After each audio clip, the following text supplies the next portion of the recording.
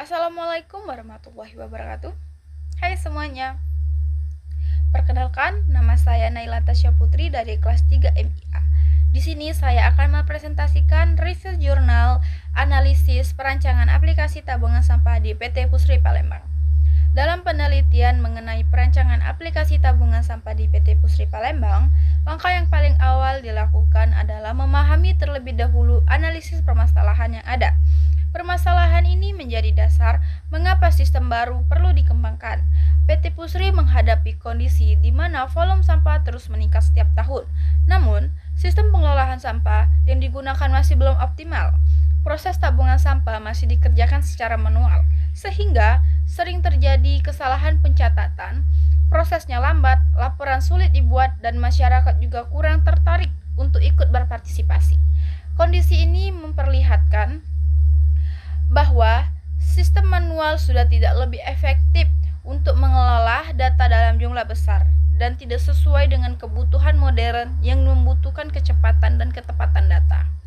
Setelah masalah diidentifikasi, langkah berikutnya adalah melakukan analisis kebutuhan. Analisis ini digunakan untuk menjawab apa saja yang dibutuhkan oleh sistem baru agar mampu menyelesaikan masalah yang sebelumnya ditemukan. Sistem baru perlu memiliki pencatatan data otomatis agar mengurangi kesalahan input, menyediakan laporan yang bisa diakses secara real-time, serta memiliki database terintegrasi yang menyimpan semua data secara aman dan rapi.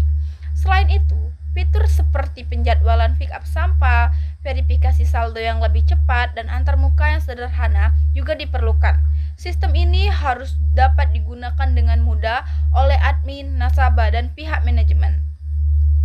Setelah kebutuhan sistem jelas, barulah masuk ke tahap metode pengembangan.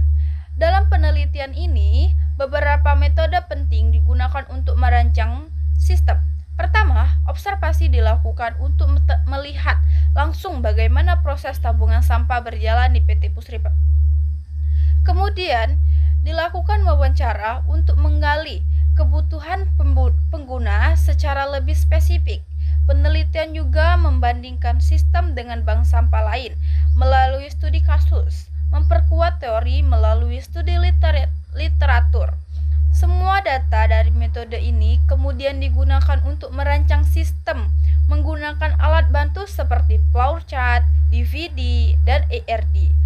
Dengan metode ini, rancangan sistem menjadi lebih akurat dan sesuai dengan kebutuhan sebenarnya. Tahap berikutnya adalah desain sistem. Pada tahap ini, seluruh alur tabungan sampah digambarkan menggunakan flowchart dan DVD.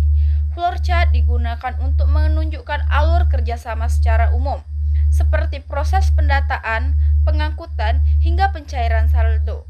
Selanjutnya, DVD level 0 menunjukkan proses utama, sedangkan level 1 sampai 3 memperinci alur data untuk setiap proses yang lebih kecil. ERD juga dibuat untuk menggambarkan hubungan antar entitas seperti nasabah, sampah, transaksi, dan saldo. Desain ini memastikan bahwa sistem memiliki struktur yang jelas, mudah dipahami, dan siap diimplementasi.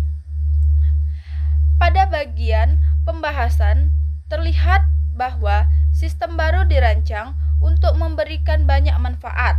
Sistem digital dapat meningkatkan efisiensi, mengurangi kesalahan input, dan membantu laporan lebih cepat serta akurat.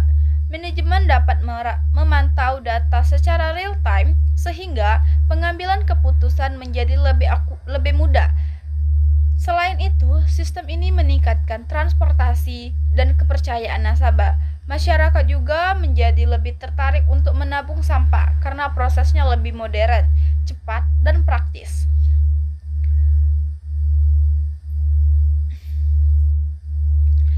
Secara keseluruhan, sistem baru ini tidak hanya memperbaiki proses teknis, tetapi juga memberikan dampak positif terhadap kesadaran lingkungan dan partisipasi masyarakat. Sekian dari presentasi review jurnal ini saya akhiri. Wassalamualaikum warahmatullahi wabarakatuh. Terima kasih.